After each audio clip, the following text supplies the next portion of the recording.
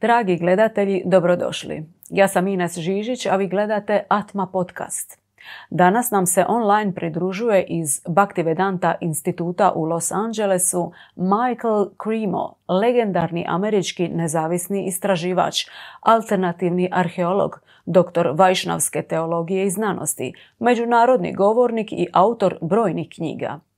Najpoznatiji je po svojim revolucionarnim djelima Zabranjena arheologija, Skrivena povijest ljudske rase i Ljudska devolucija, vedska alternativa Darwinovoj teoriji. Michael Cremo je član Svjetskog arheološkog kongresa i Europskog udruženja arheologa, kao i pridruženi član Bhaktivedanta instituta, specijaliziranog za povijest i filozofiju znanosti.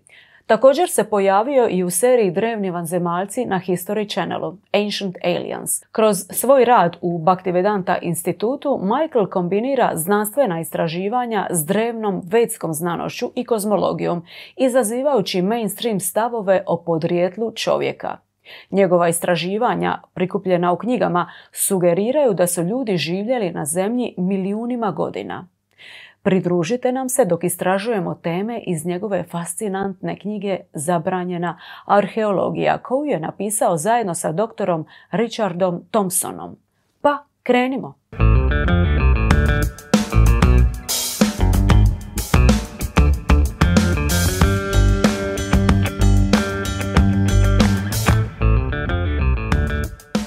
Dear Michael, welcome to our podcast. Thank you so much for joining us.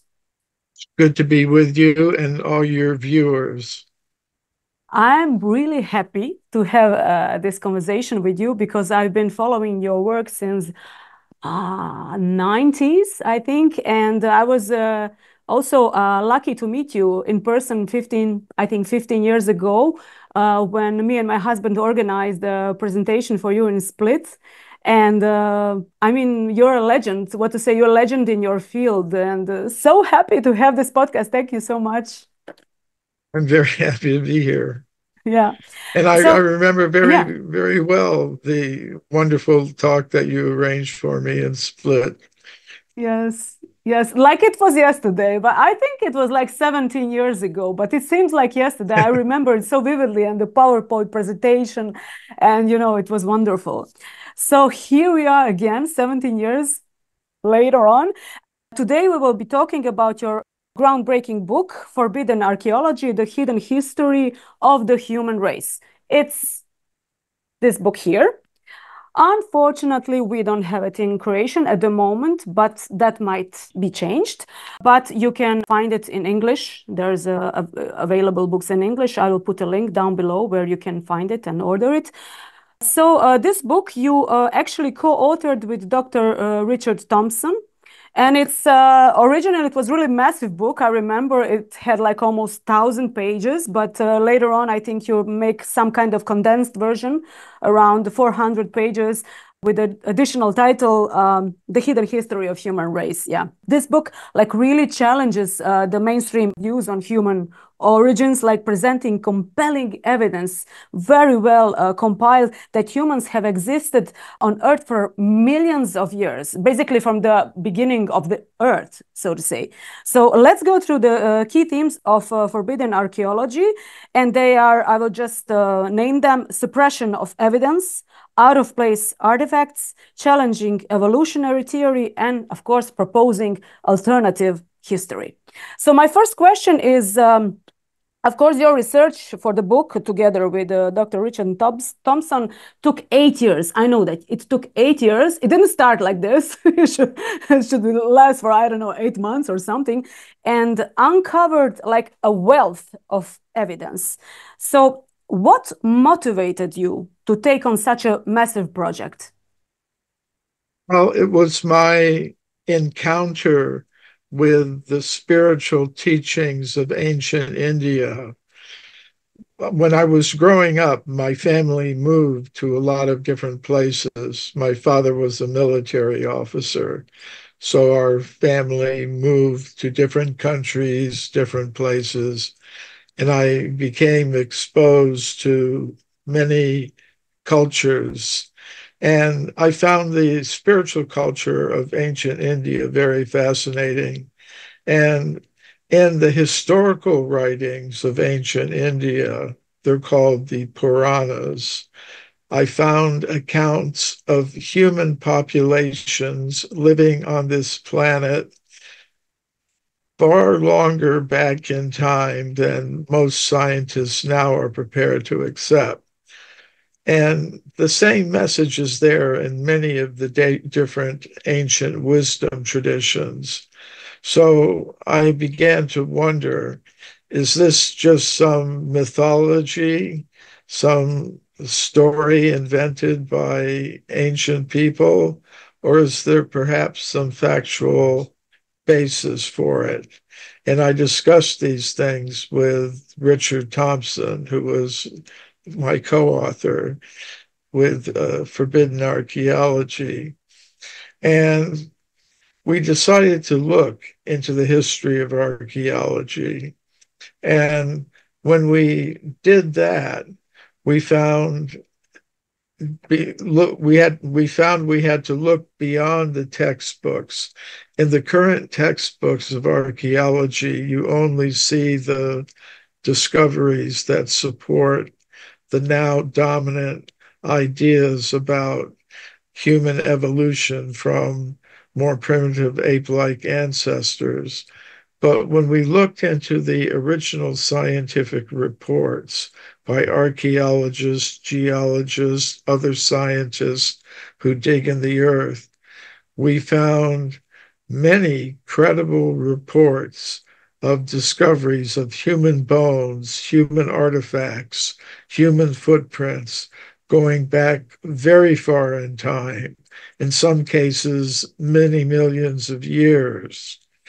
So if I didn't have this vision from the Vedic literature of ancient India, I wouldn't have had any reason to question what I'd always been taught by my teachers in university and high school, we call it in America.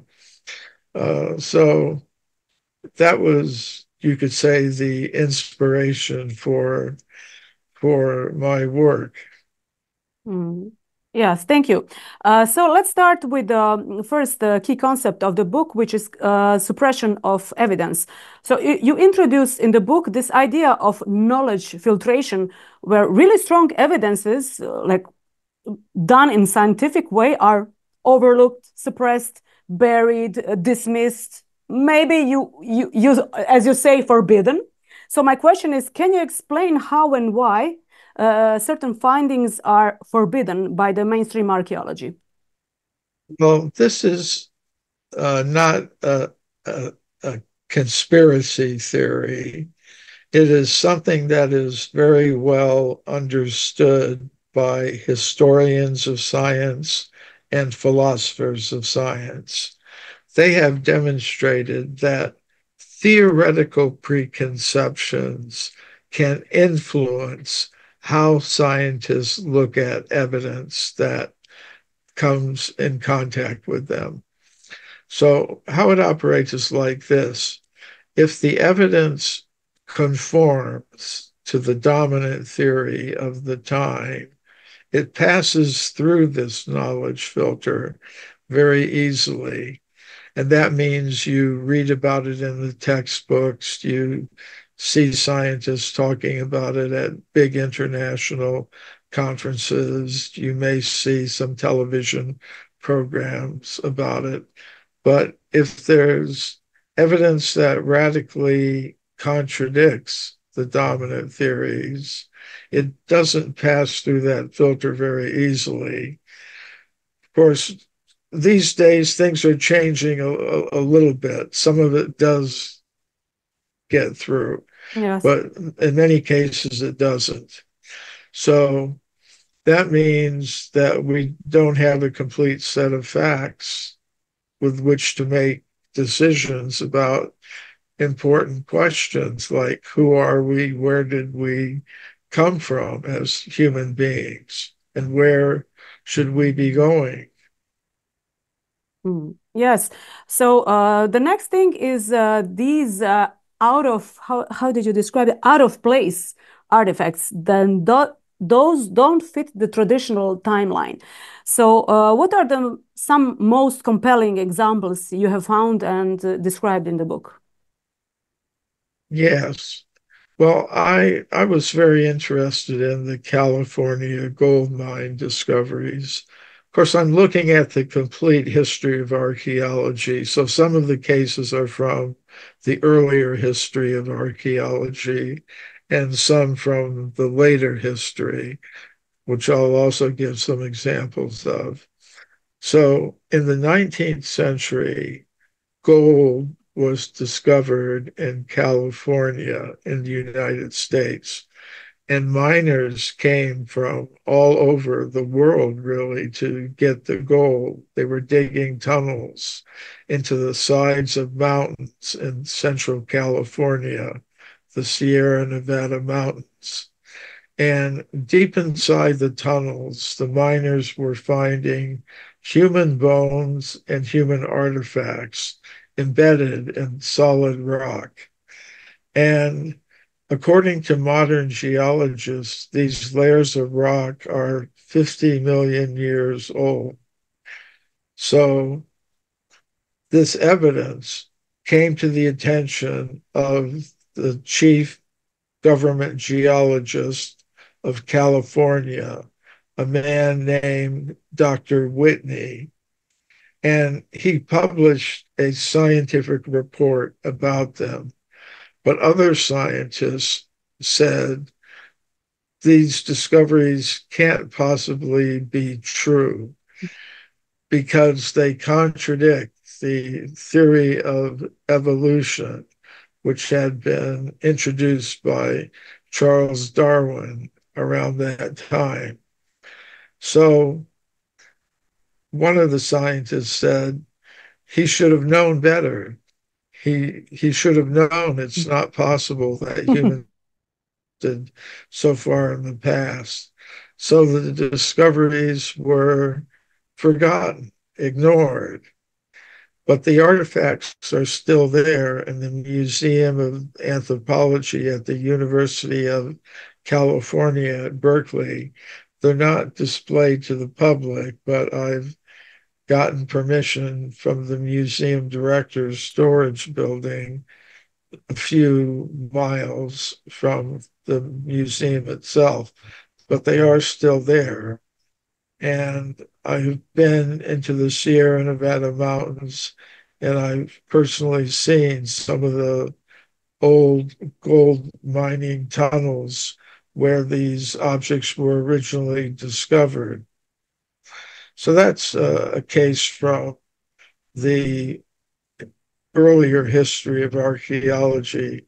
In recent times, more recent times, in the 20th century and the 21st century, discoveries like this continue to be made, but they are interpreted in such a way that they fit the modern theories.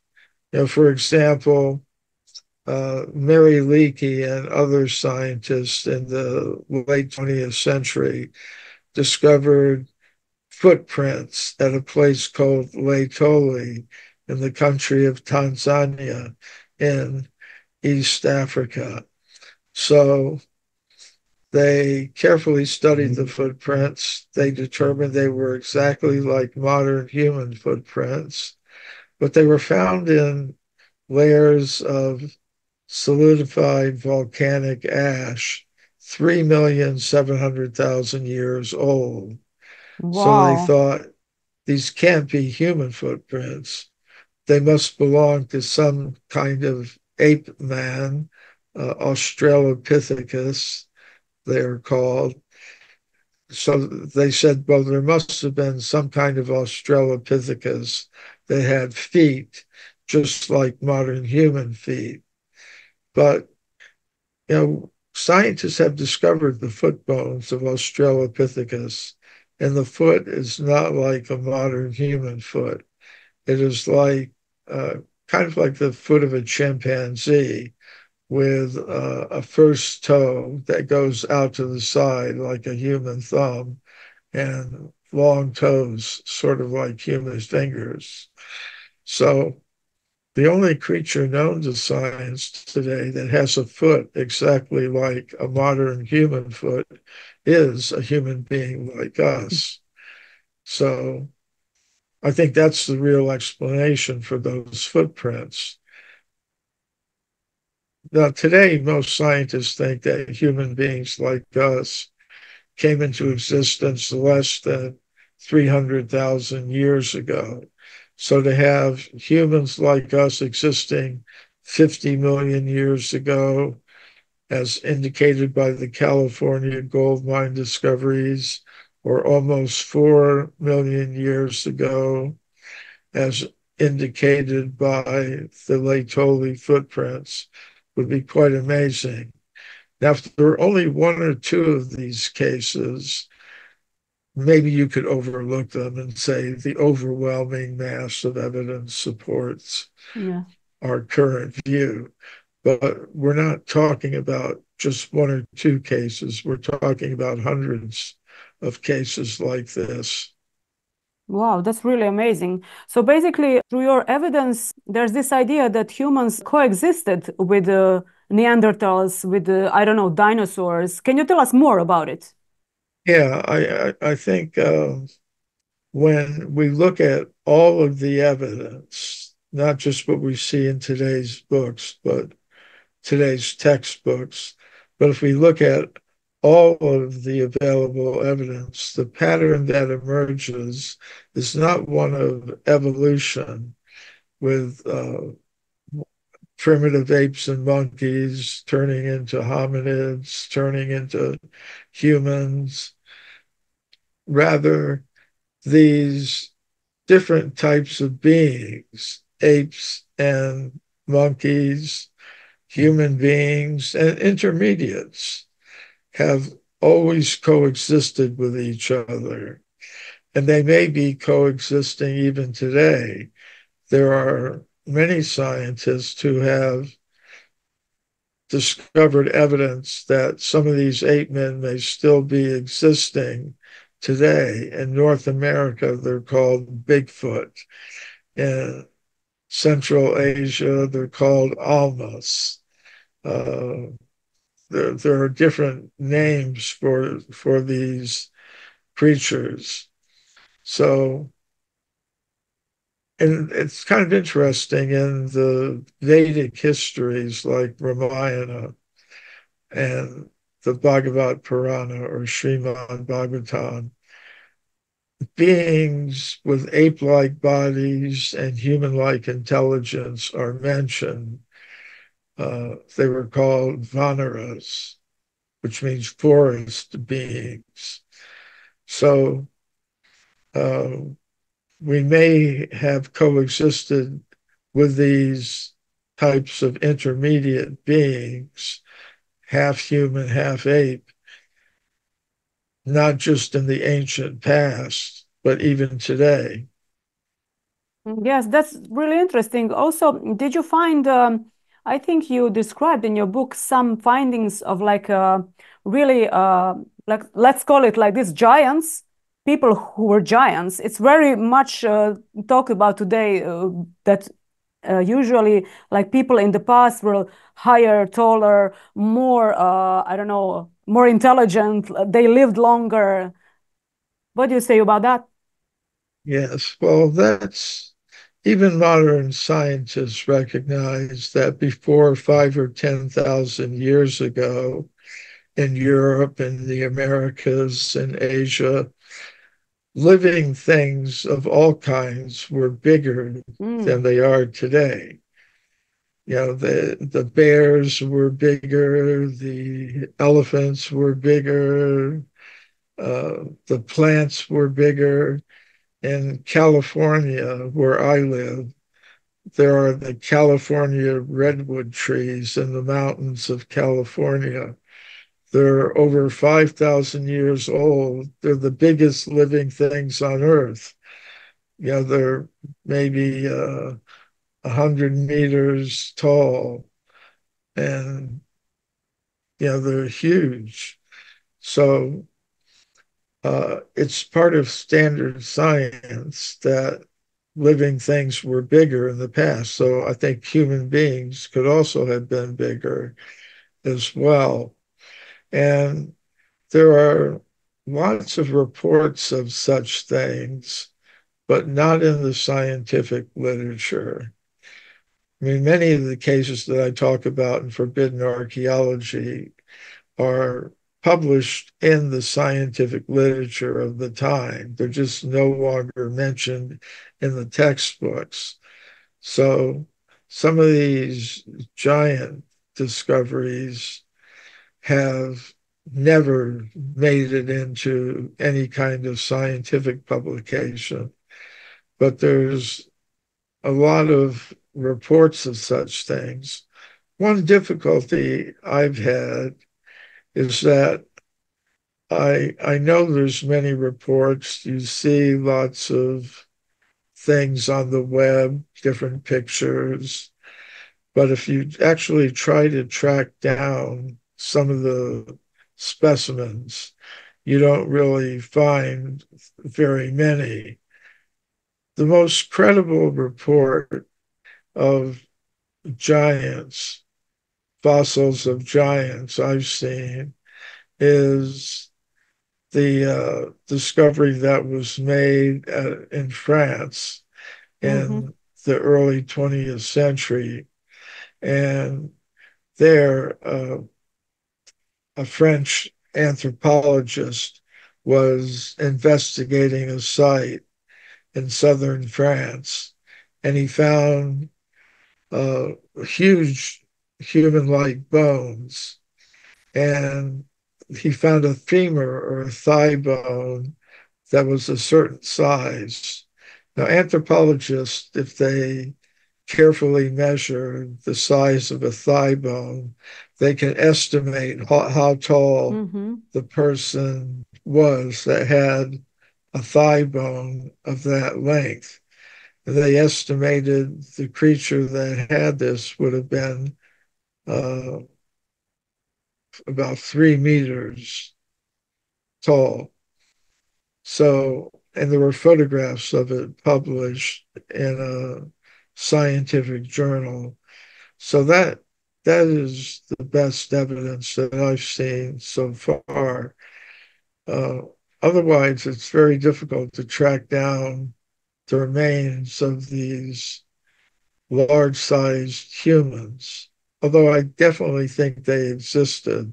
Yeah, me too. But they are not, I think there will be a time where this topic is going to be discussed more and more. And what happened with this femur bone in France? Where did it go? And what do they say? I think they say something like it's a bone from some animal, some gigantic animal. sometimes they say that. There are scholars who have pointed out that sometimes even the ancient Greeks and Romans, they would find fossils of mammoth, elephants, giant ancient elephants, and they would say they couldn't understand what they really were, so they thought this is what the scholars say. They say they interpreted them as the remains of giants, human giants. Yes. So you published the book in 93, isn't it? Forbidden Archaeology was published in 1993. Yes, that's correct. Since then, did you notice any shifts in mainstream science concerning these topics? I mean, in a better way. Yes. Well, there have been some small changes in the right direction, I believe. When Forbidden Archaeology was published, and in the time I was doing research for it, most scientists thought that the first human beings appeared 100,000 years ago. So that was the fact in 1993.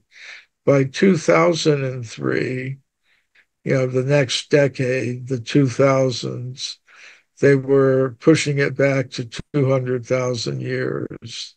And now, in our time, the next couple of decades, they've pushed it back to 300,000.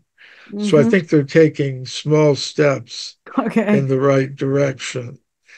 Now, another thing that's happened is at the time Forbidden Archaeology was published, and we were talking about the coexistence of human beings like us with the Neanderthals, with Homo habilis, different other hominids. The mainstream scientists had a linear evolution from Homo erectus to Neanderthal to anatomically modern humans. But now, so they only had one existing at each time. So now they've come around to the view that we express in Forbidden Archaeology, namely that humans like us have coexisted with the Neanderthals, have coexisted with the Denisovans, they call them, and even perhaps more hominid types like Homo floresiensis, the hobbit, they call it, from Indonesia, from Flores Island in Indonesia. So they have made, I would say, small steps in the right direction, but they have a long way to go. And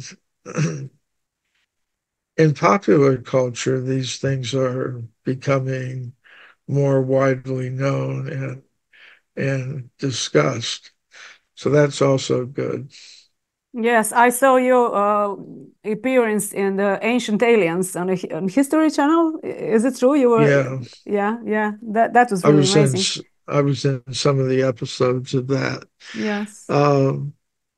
Yeah, there are people, like I've been seeing some videos put out by someone named Johanna James, where she's promoting this idea of ancient civilization, things going much further back in time than possible. So that's good to see that these ideas are catching on among the general public, younger people. That's very exciting. You can watch it. You can watch it on Netflix with this latest series about the constant resets on Earth. It's really much in the mainstream now, but still not in mainstream scientific textbook. But maybe someday. So this is also we are going in this direction. So this is my question. You have a PhD in Vaishnava theology and science. You're also a member of Bhaktivedanta Institute, which basically is researching through the ancient Vedic sciences based on Puranas. Can you tell us a bit more how do ancient Vedic texts describe the origins of humanity, and how do these texts aligns with your discoveries in your book Forbidden Archaeology? Well, that's really good question, Ines. So thank you. The Vedic cosmology is consciousness-based, whereas the modern scientific worldview is matter-based. And I think that's an important distinction. If we keep that in mind, we can understand a lot of what the Vedic texts are saying and what I'm trying to do in relationship to them. So in Forbidden Archaeology, we just talked about stones and bones, archaeological evidence showing that human beings are far older than modern science allows, going back perhaps as far as the very beginnings of the history of life on Earth. So what difference does that make? Well, it means we need new explanations for human origins. So to answer that question, we have to look beyond the stones and bones. I think we have to first understand what a human being is. We should know what it is we're trying to explain. So today, many scientists will say we're purely material beings. We're simply a collection of molecules in competition with each other for survival.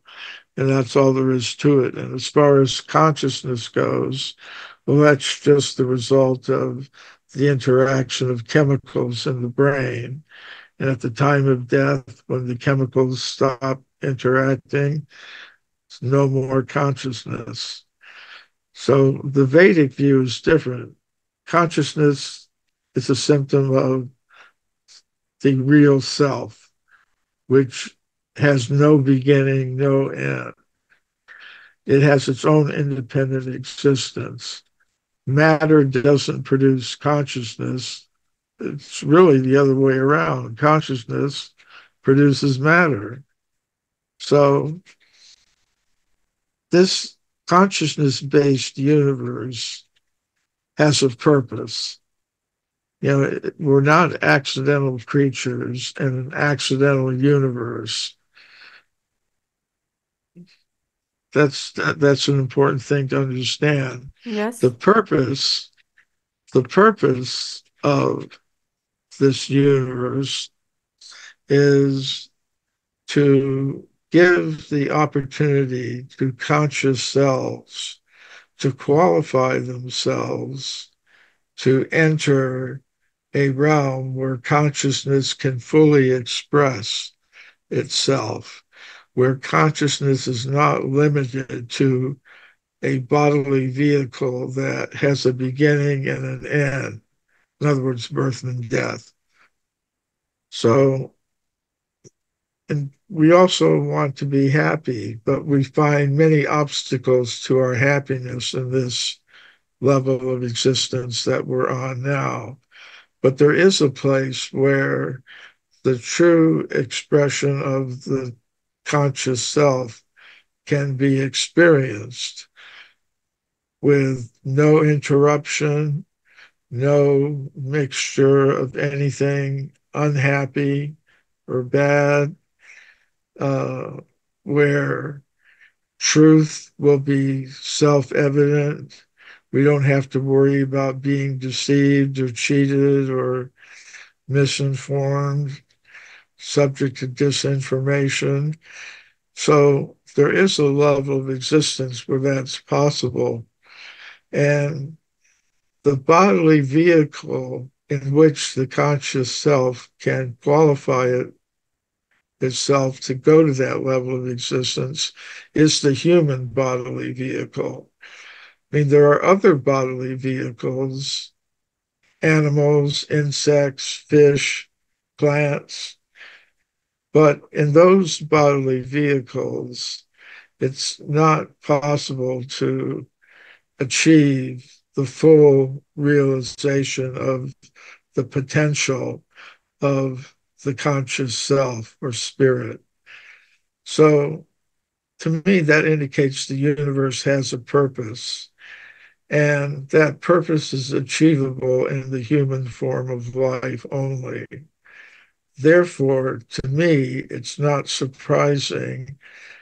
Indeed, I would expect the human form of bodily vehicle to be available to conscious selves from the beginning of the universe. So I would expect that the fossil record should show that we haven't been here for just a short period of time. We're not just an accident of evolution. there is something special about the human bodily vehicle. There is a purpose to it. And if we understand that, then we can make a success of our lives individually and collectively. Otherwise, if we just think, well, I'm a machine made of molecules in competition with other machines made out of molecules, we get the kind of world that we see around us, with conflict on every level of human society. We're destroying our environment. It's not the best of all worlds. Mm. Well, could you maybe guide us through some basics of Vedic cosmology? I never had that topic on our podcast, maybe sometimes a little bit, but you are an expert on it. So maybe you can say a little bit more about what do Puranas describe, how, from where does this creation comes, how everything comes to be? Maybe some basics. Well, it's interesting that our conversation has taken this turn, because one of the projects I'm involved in is the Temple of Vedic Planetarium in Wow, tell us about it. West Yes. Bengal, which is meant to answer the kinds of questions that you've asked. It will feature a temple, of course. It's a temple of the Vedic Planetarium. In India, in Mayapur, yes. In India, it's a sacred place on the banks of the Ganges River in the state of West Bengal in India. It's a huge project. The structure is already there. I'm part of a group that's responsible for one wing of the structure, which is going to be a museum and planetarium theater with 4 floors of exhibits and a planetarium theater, meant to introduce visitors to the concepts of Vedic cosmology. And what the Vedic cosmology does, in my view, is it answers 3 fundamental questions. Who am I? Where am I? And where should I be going? If I don't understand who I really am, then I can't act in my own self-interest, because I don't know what the real self is. And neither can I act in the interest of others with whom I'm connected, either directly as relatives or co-workers or citizens. If we don't understand who we really are, we can't act in our own best self-interest. We're going to be doing things that are against our self-interest. Maybe by chance, we'll do some things that are good for the real self, but we won't be doing it in any systematic way. So what the Vedic cosmology tells us is that we are beings of pure consciousness with the features of Sat Chit Ananda, uninterrupted existence, full pleasure, and full knowledge. That is what we really are. Now, however, we're not qualified to exist on that level of reality, so we're in another place, which gives us the opportunity to try to dominate, control, and exploit the resources of matter.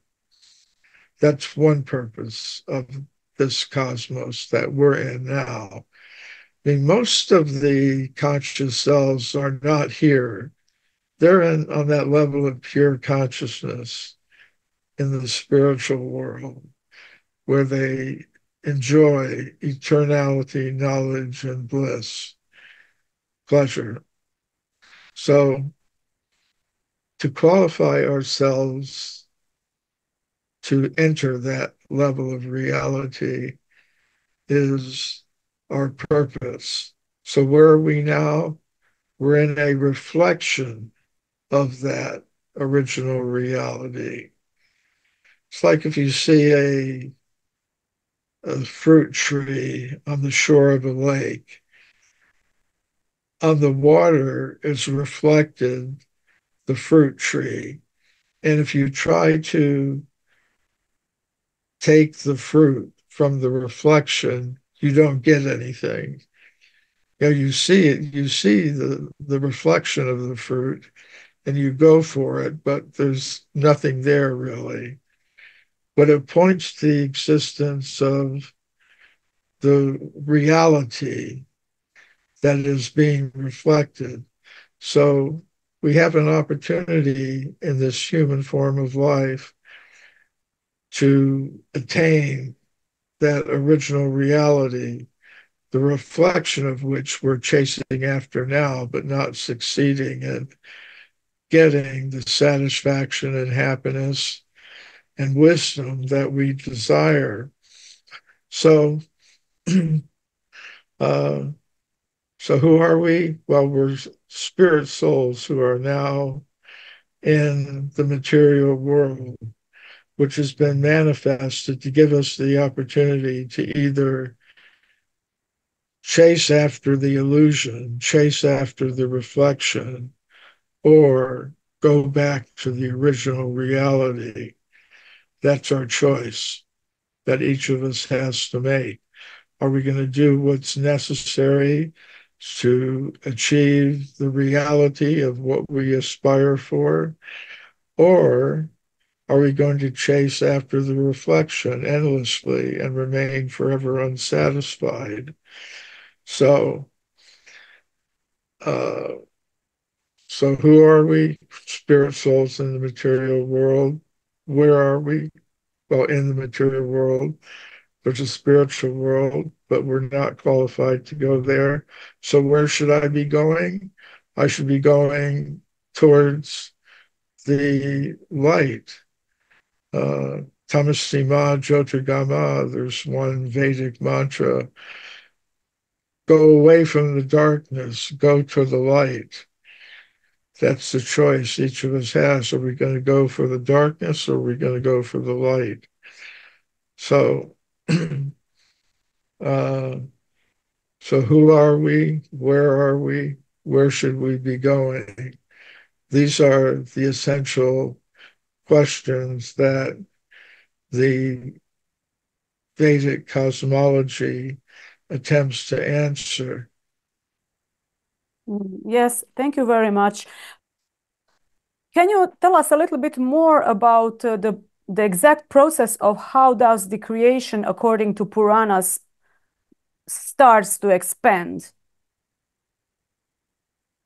Comes to Well, be, this yeah. is, yes, there are many details, yeah, but it's good that we discuss the basic principles Sure. first, why it's there. Uh, so this,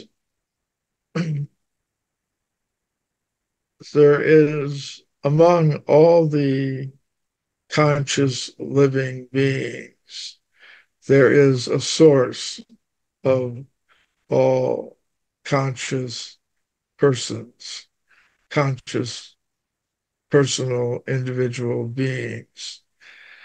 Yeah, whenever we see consciousness or experience consciousness, it's individual, it's personal. You have your consciousness, I have mine. Your viewers have their own individual consciousness.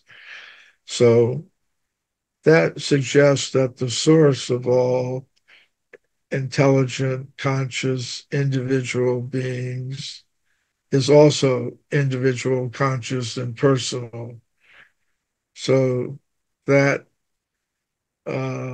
source of all conscious beings becomes concern when some conscious selves are not realizing their full potential. So to give them the opportunity for that full potential, the supreme conscious self expands in a form to manifest an alternative reality. And that form is called Mahavishnu. The original person, the original conscious source of all conscious beings, has a name also. There can be many names. There are many names given in the Vedic literature, but the main one is Krishna, which means the reservoir of all pleasure. So that is that the whole thing, excuse me. Yeah, no problem.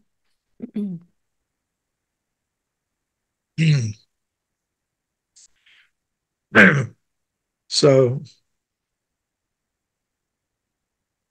that original conscious being exists for happiness, Anandamaya Vyasat, stated in the Vedanta Sutra.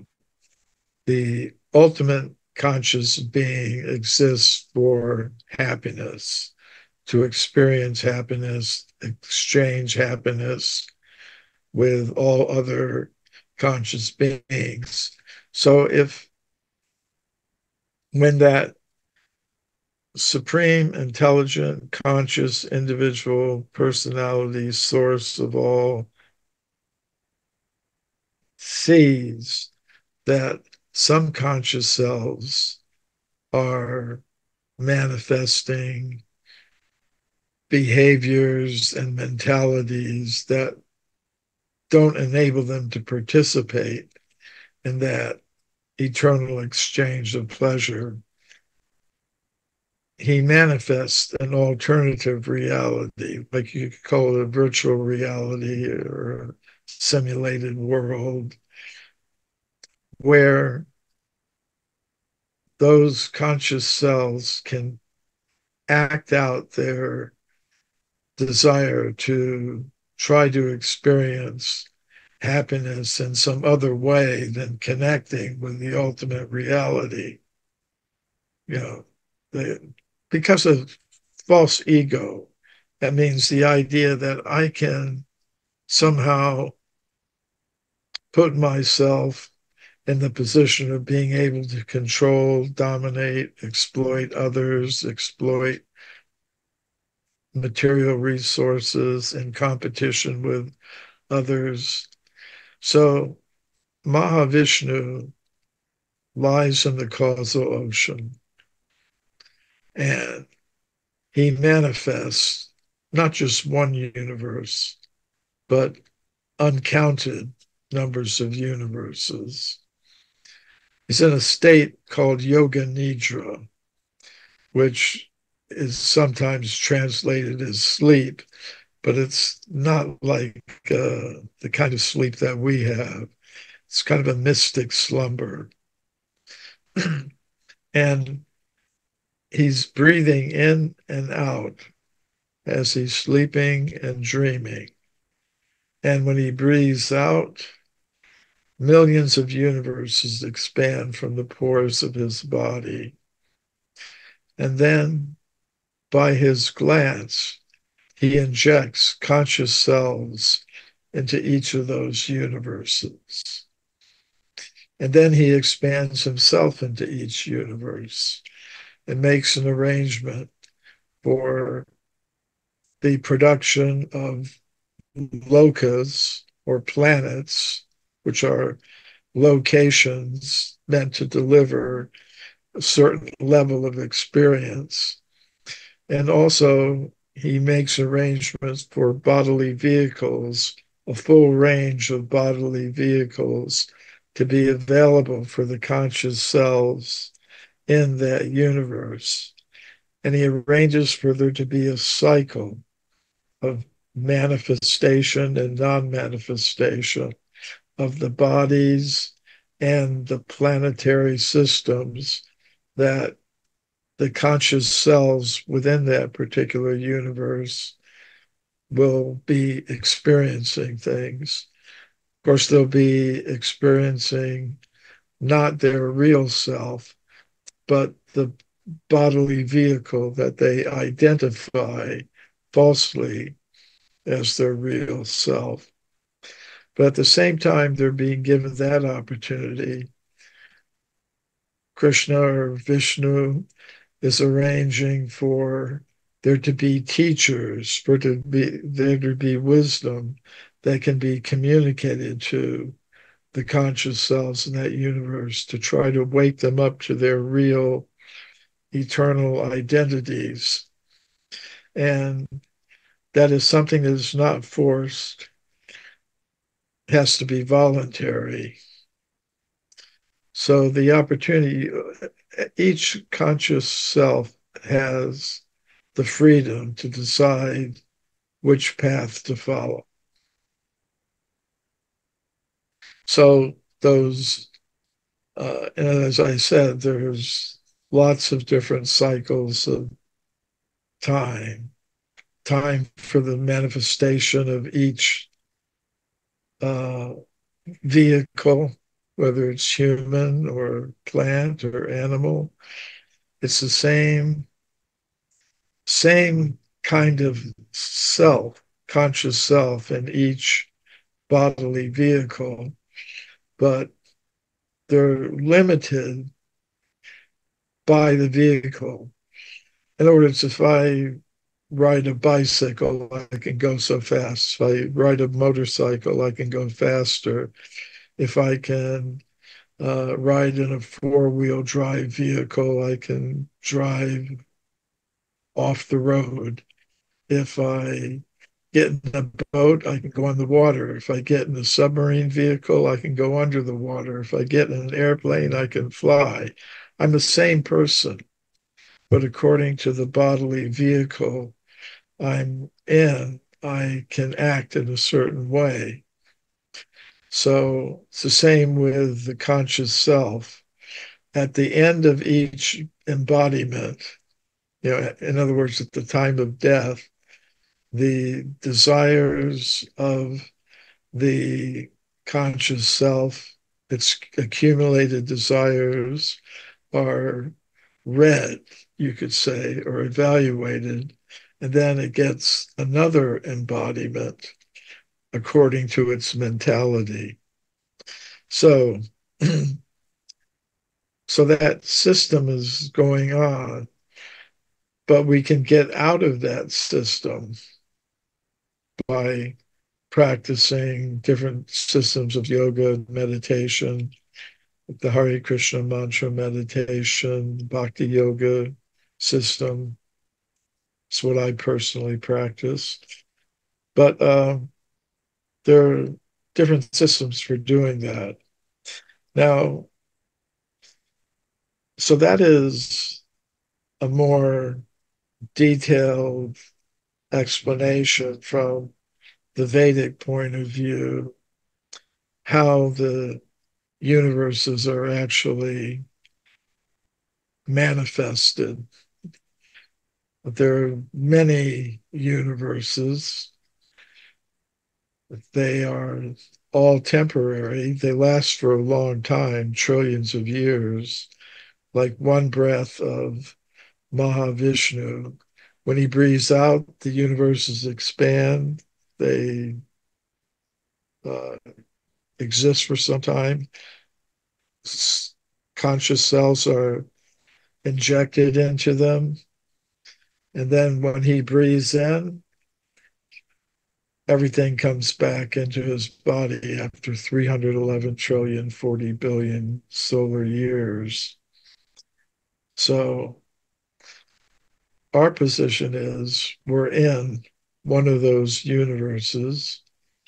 We've perhaps gone through millions of births, millions of different types of bodies. There are 8,400,000 kinds of bodily vehicles according to the Vedic cosmology.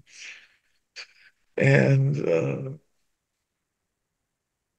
so we can kind of continue in that way, or we can take advantage of the opportunity of the human form of life and get out of the whole cycle and realize our full potential as conscious beings. So to me, it's very exciting to be involved in a project like that, to try to put something together in a museum format that's entertaining, educating, and faithful to the teachings of the Vedic cosmology as found in the Bhagavad Purana and other Vedic texts. It's kind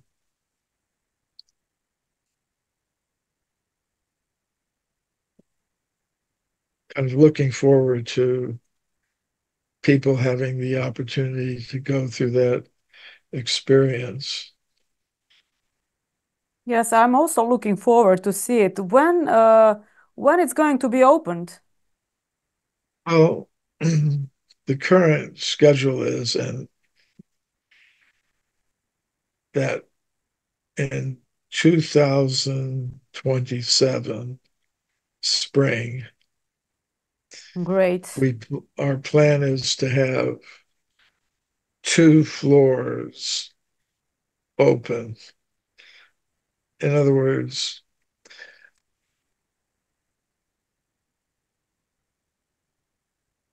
there'll be an opening in different stages. So we're looking forward to that. And we have deadlines and contracts. So it's a serious effort. Yeah, it's a lot of work. So that's really interesting. But can you tell us a little bit more about why it is so, let me say it like this, difficult to really get out of this, world? And what is this force that makes us so entrenched in this mentality that we are this body and we have these things to do? And I'm asking you basically to describe us a power of Maya. Well, yeah, there are philosophical explanations given of these things, but basically, there's one teaching, one that I have to say the mantra.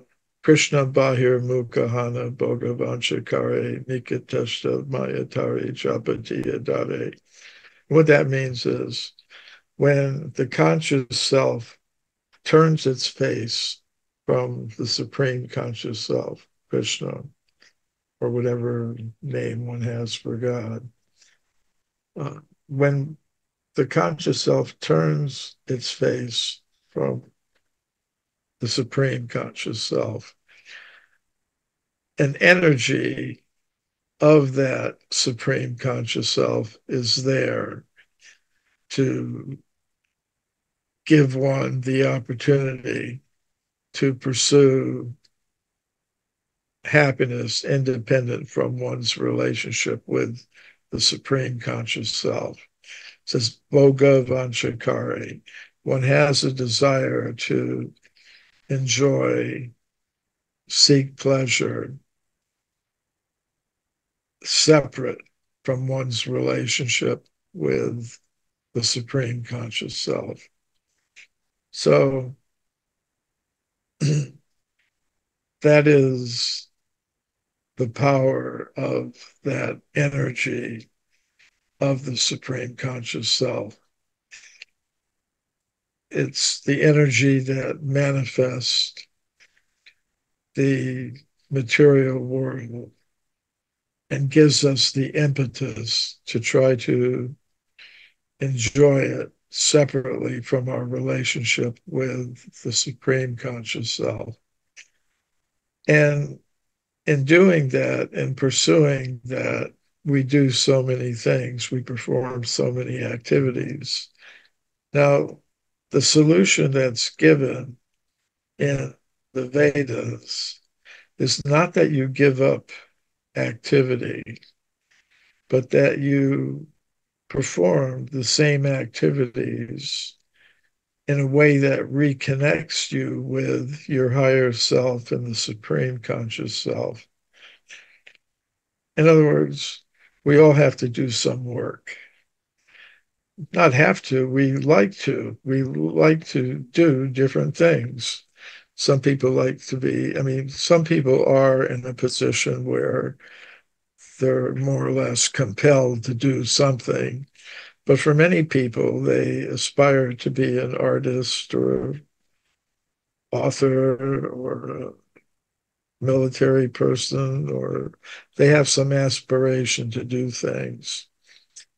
Now, if you can do those things, whether it's one's work, one's eating, one's sleeping, one's family life, or one's independent life, whatever, if one can perform one's work, perform one's activities in this world in a way that connects one with the supreme conscious self, then that is the way out.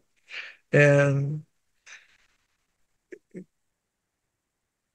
it could be easier for some than others, but the process itself is kind of simple. And also, we desire entertainment, we desire knowledge, we want to travel.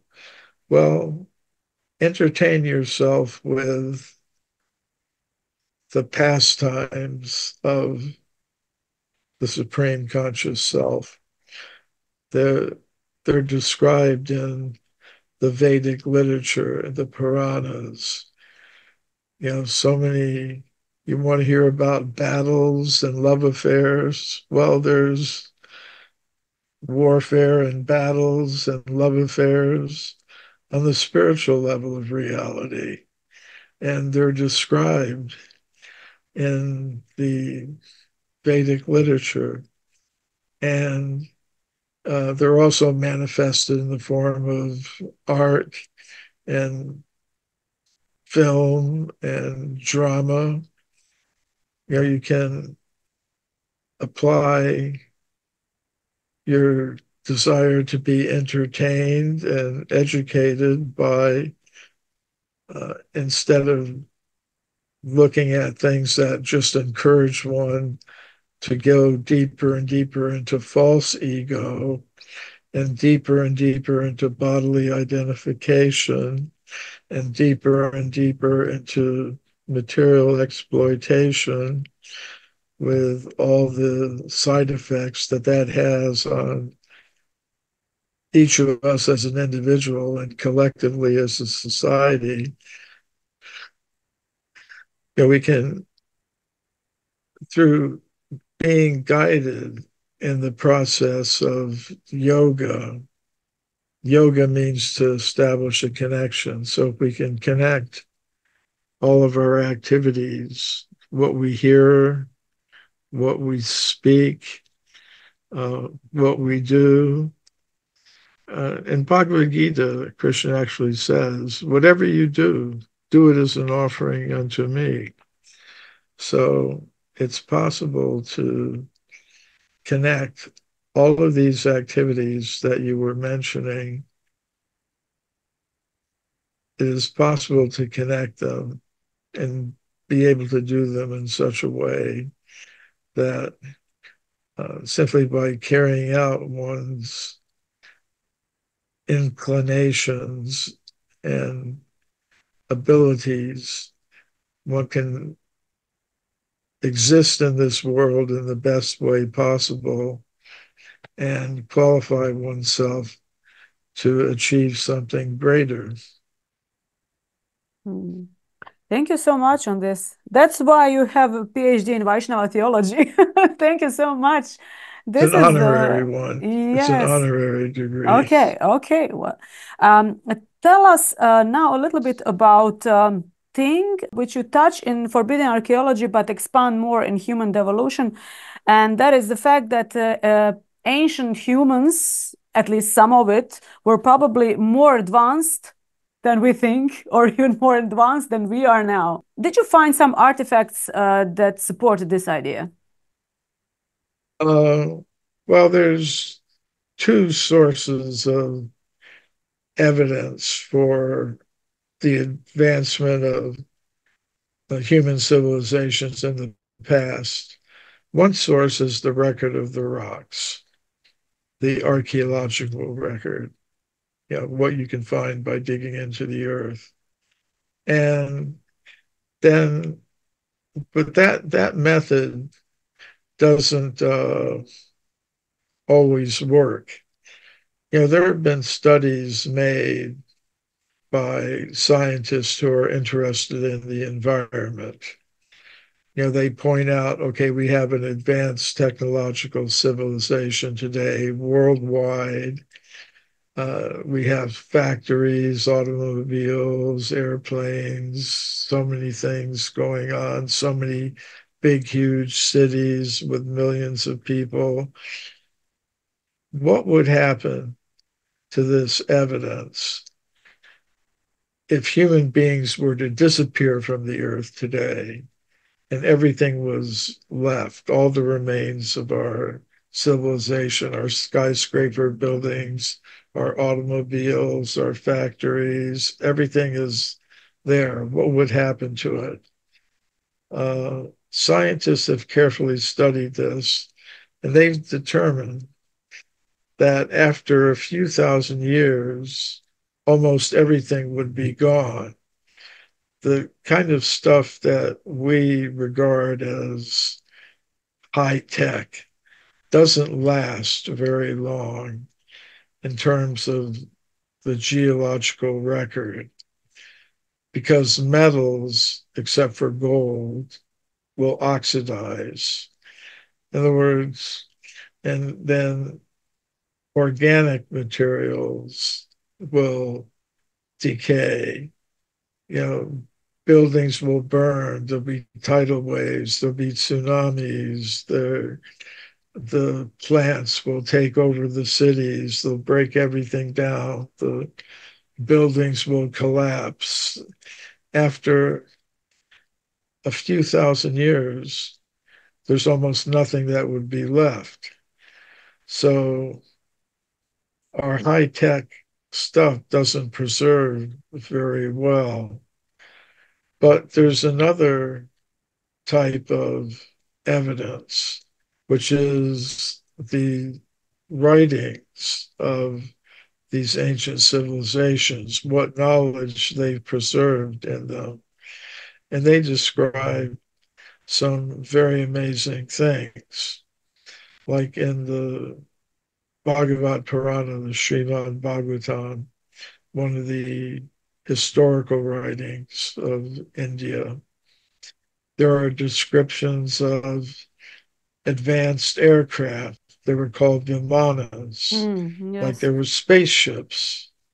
They could travel from place to place on this planet, from one planet to another, and not just in the sense of going through space to another location in the same time-space continuum, but to higher dimensions of reality where there are different kinds of civilizations.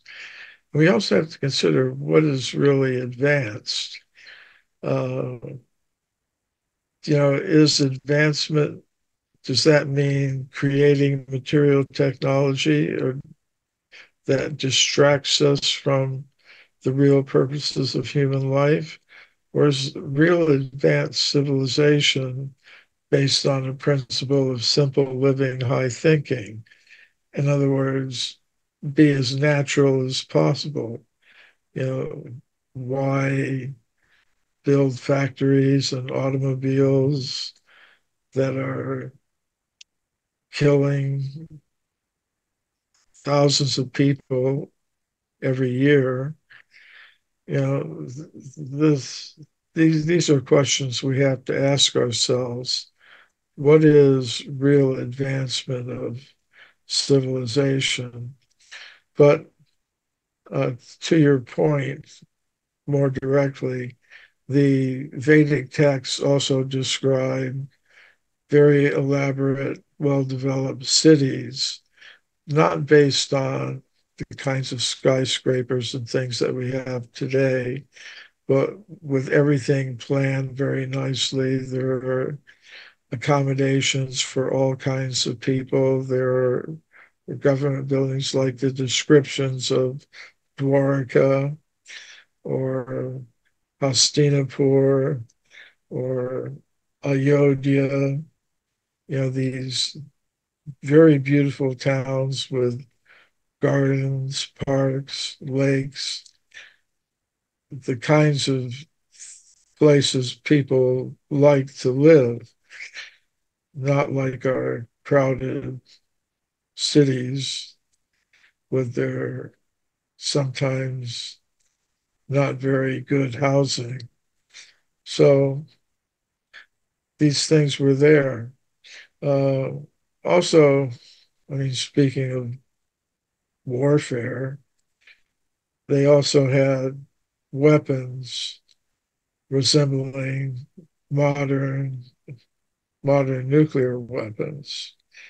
Now, that's an uncomfortable topic, but these were types of weapons, although they were very powerful, they could be targeted to in such a way that innocent people aren't affected.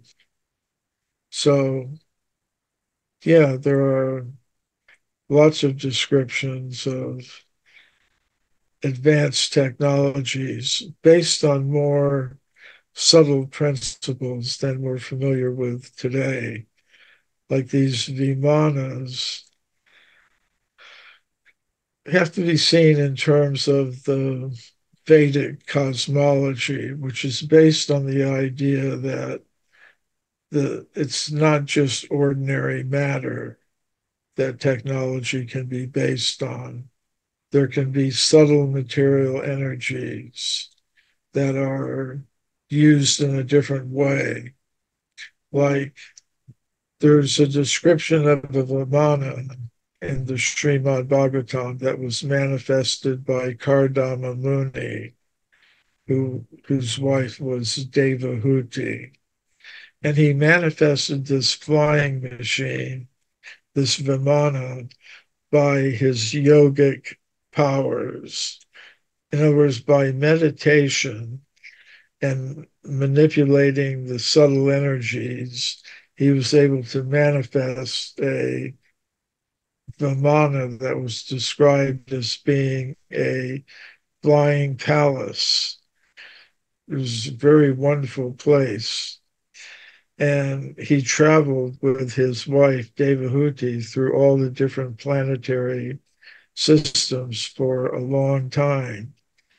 And it's kind of interesting. It's described in the Bhagavad Purana how in this Vimana there were robotic birds that were so real that the real birds that were also in the garden chambers of this huge spaceship would kind of chase after them and try to interact with them like they were real birds.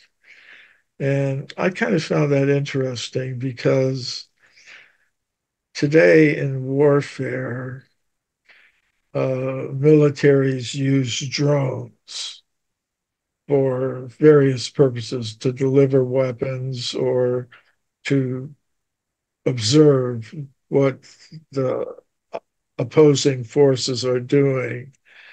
So so the American military has designed drones that look like birds. Because if you see a regular drone buzzing around your military base, you shoot it down. But I thought it was kind of interesting that modern militaries are using drones that look like birds. And I read one description, like one of these drones was flying around looking like a bird, and hawks would, try to take it down, thinking it was another bird. And the hawks, some of them, they eat other birds. So I thought it was kind of interesting that these ancient Sanskrit literatures, 5,000 or more years old, describing events that took place perhaps many millions of years ago, are talking about robotic birds so real that other birds interact with them like they were another bird. But in any case, so that Vimana was of Cardamomuni was made from subtle material elements. Like if we want to make on our level of reality a flying machine, we have to mine metals, refine them, make them into sheets, we have to have factories, shops, to make an airplane, that will fly. And many of them crash. But, this Vimana of Cardamomuni was made with another science, a more advanced type of science than we're used to. So he could manifest with his knowledge of the subtle science this huge flying craft that he traveled with his wife in all over the cosmos. Then there are Vimanas that come from the spiritual level of reality, not the subtle mental energies, but the realm of pure consciousness. And there's an account in the Bhagavad Purana of Dhruva, who was a king. And at the end of his life, he went into the Himalayan mountains and he went into a state of meditation. He went into yogic trance.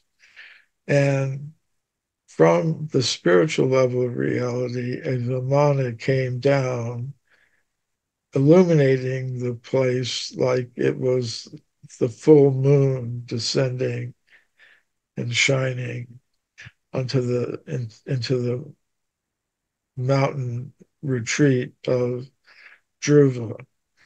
And when the Vimana came close to him, there were two pilots in it. He noticed two beings in the Vimana, and they said, "We've come to take you to the spiritual level of reality. You've qualified yourself." So Dhruva circumambulated, walked around the Vimana, and as he did so, the energy from it transformed his material body into a spiritual body. And then he entered the craft, and then it took him through the various material planetary systems up to the level of pure consciousness or spirit. And of course, there are Vimanas made of ordinary material elements, metals. Like there was a king on this planet named Shalva, he was on the side of the forces of darkness in the cosmos, because there are forces of darkness. And he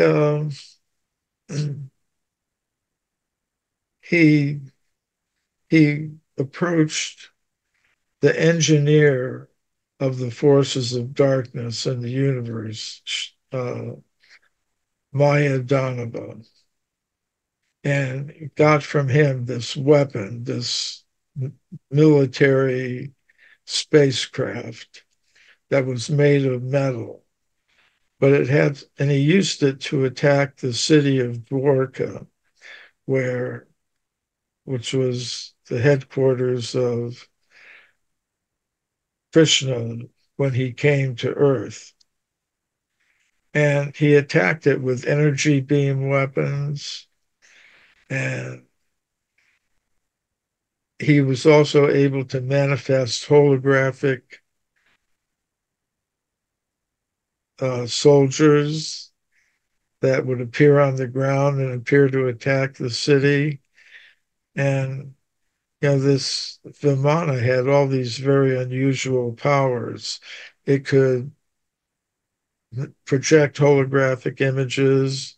It could appear in several places at once and confuse the soldiers on the ground who were trying to shoot it down. It's very amazing, elaborate description of a material Vimana. So in the Vedic cosmology, you have a multi-level universe with levels of ordinary matter, subtle matter, and a totally non-material level. That is really fascinating. And all this we can learn from Puranas, isn't it? It's the main source. Yeah. Yes. Well, Srimad Bhagavatam is another name for the Bhagavad Purana, which has all these Vimanas are described in that book. Yes, we also have it in Croatian. I will put also below this video link where viewers which are interested in this topic can learn more about it. Can you tell us a little bit about Bhumandala, about this earthly realm? Where do we live? Do we live on a globe, or do we live in some kind of planetary system which is more like, I don't know, flat? Yeah. Well, it's a very interesting question. We have to understand some things about the Vedic cosmology in order to really answer that question. One is that beings at different levels of the Vedic cosmos have different levels of sense perception. So that's something that has to be considered. And we also have to consider that the Vedic cosmos, the material universe that we exist in, is a consciousness-based phenomenon. So that means when we look at the universe, we shouldn't see it as a bunch of stone balls floating in a void with some of them on fire, like to be stars. It's more like a virtual reality system that we're participating in. So what you perceive on one level of this consciousness-based virtual reality universe that we exist in, which is sometimes called the dream of Mahavishnu, to realize it shouldn't be seen mechanistically. Now, many people involved in web design and things like that have to deal with say, websites, for example, that if you go to the home page, you see certain things. To see additional things, you have to register or go through a paywall, pay something. Then you get to see the same thing in more detail or from another perspective even, or some there are other things like that. So according to our sensory capacities, we can see things in different ways.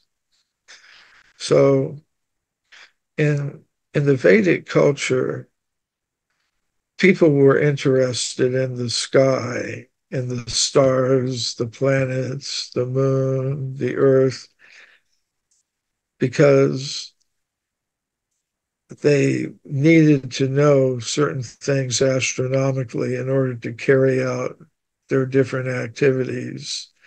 You know, when to hold a certain festival, when certain activities were to be started or stopped. They needed an advanced knowledge of what we could call celestial mechanics. So for that purpose, they had the Jyotish Shastras, like Surya Siddhanta, which describe the visible earth in terms of observational astronomy using our present set of senses. Of course, sometimes we fail to appreciate how little we know about the night sky because most of us live in cities or urban environments where there's a lot of light pollution and we don't see the stars at night, or maybe only a few.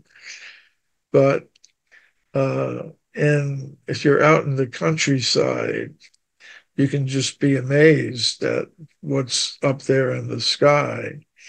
And in Vedic times, people were very much in touch with the sky. So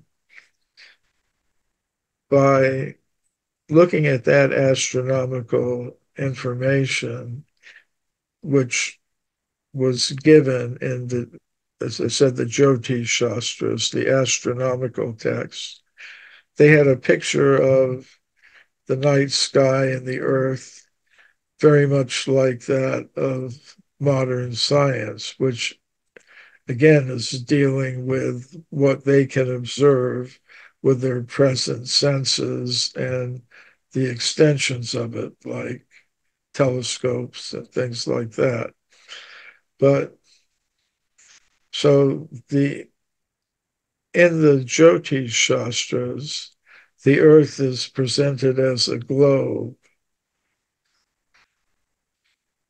So, of course, we don't see that. I mean, we don't experience the earth as a globe directly, but there are things that can be noticed about it that would lead us to infer that. But keeping the idea that what we're able to perceive depends upon our sensory capabilities.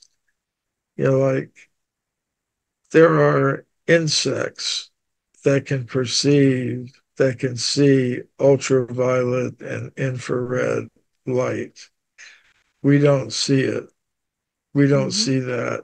Our visual experience is limited to a fragment of the total light spectrum.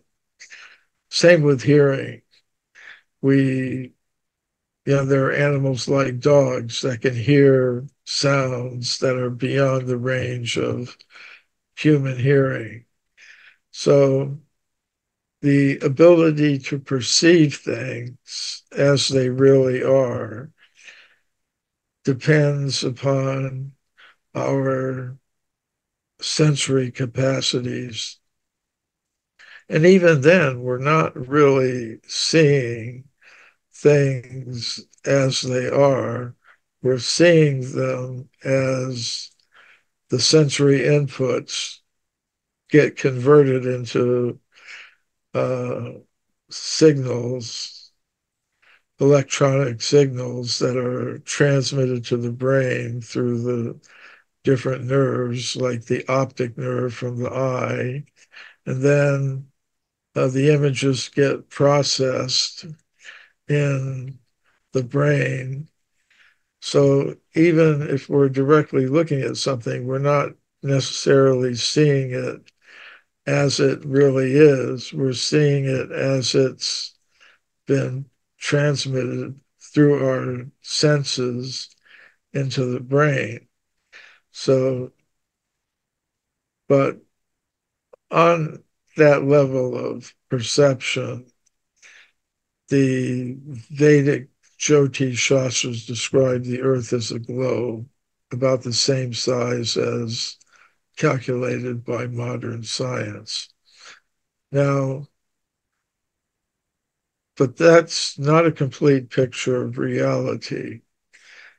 If we were able to expand our sensory perceptions and correct for the different processing of sensory perception signals in the brain, I'm saying the brain, but in the Vedic cosmology, there's a subtle mind element around which all the subtle senses are grouped. And I believe it's the mind that performs the integrating function, where we take sound and visual impressions, and it's all one display, and one, all the sensory inputs, touch, taste, sound, vision, they're all integrated into a unified display. But in any case, with that higher perception, the same thing that appears as a globe may appear as a set of ring islands and oceans, as described in the fifth canto of the Srimad Bhagavatam. So that's giving us, and the purpose of that description is to help us understand our place in a consciousness-based universe where there is movement of conscious selves from one level to another. And the perception, the level of perception required to actually perceive things in that way would be something that we don't have direct access to now. So we're getting a description from the Srimad Bhagavatam, from a source that is able to perceive that reality and is communicating it to us. But even that description, which appears to be contradictory, is it can be seen. I mean, we use both flat maps and a globe to depict the Earth. I have on my wall here a map of the world, paper map. And I could also have a globe. And what's on the flat surface is a projection of what's on the globe onto a flat surface, a projection from a three-dimensional object to a two-dimensional surface. So, so flat depiction of the Earth as part of one of the ring islands, actually the central islands called Jambudweep. The Earth of our experience is part of that central island. And the difference between the flat picture of the Earth given in the Puranas, like the Bhagavad Purana, and the Jyotish Shastras could be seen as one being a projection of the other from their different dimensional levels. So, yeah, I was just thinking of the example of, say, somebody who knows computer code, machine language. They could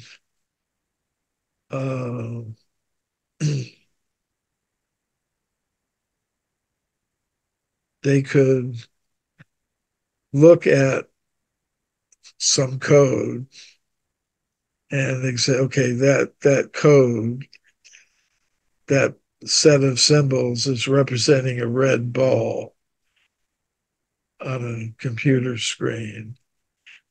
And then, so that red ball exists in the form of some, if it's printed on paper, some symbols on a printed out piece of paper. An expert person could see, oh, that's actually a red ball.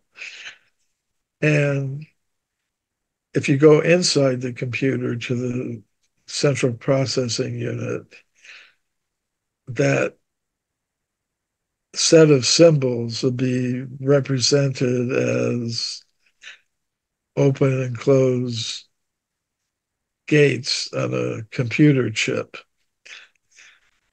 Now, if somebody really understood the computer chip, they would be able to look at the configuration of zeros and ones, basically, that those open and close gates and the circuitry of a chip represent a red ball. Or one could look at the computer screen and see, oh, that's a red ball, and understand it's a two-dimensional representation of a three-dimensional red ball. So what is it? Is it the arrangement of open and closed gates and the computer chip?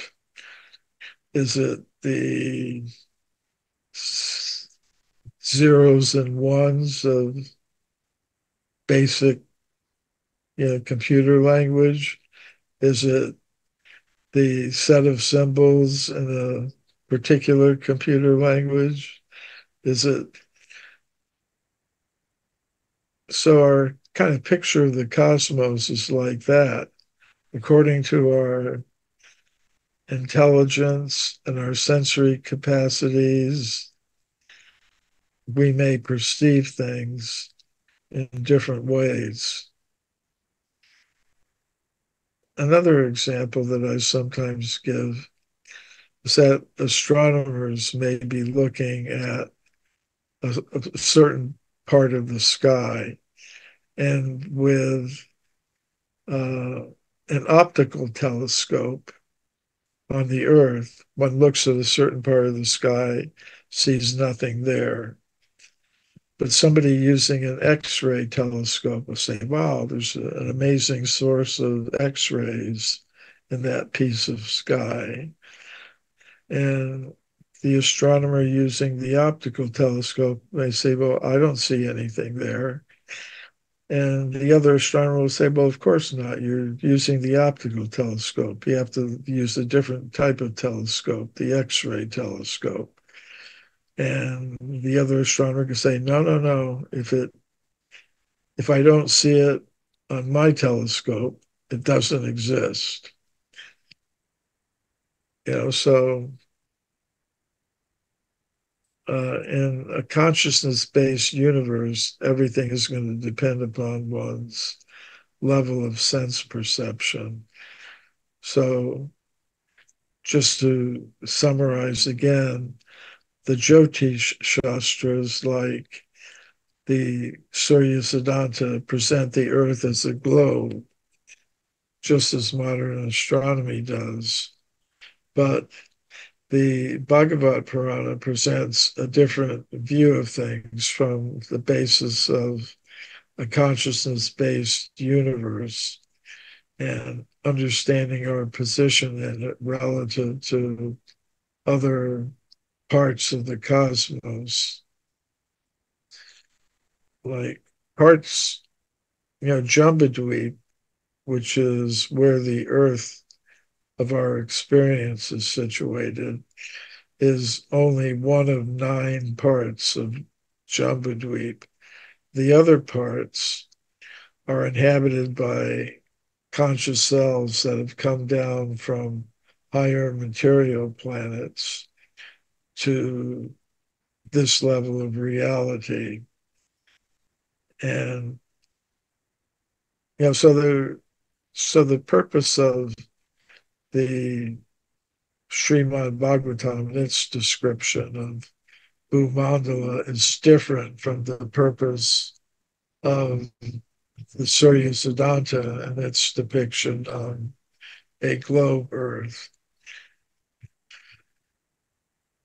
Srila Prabhupada, my spiritual master, was once asked, is the Earth flat or a globe? He said both. Very good answer. Yeah, which is basically my answer. He put it very simply. I put it in a more complicated way. But that there are different perceptions of the same thing for different purposes. And there's some overlap between them. Some of the movements of the stars and sun and earth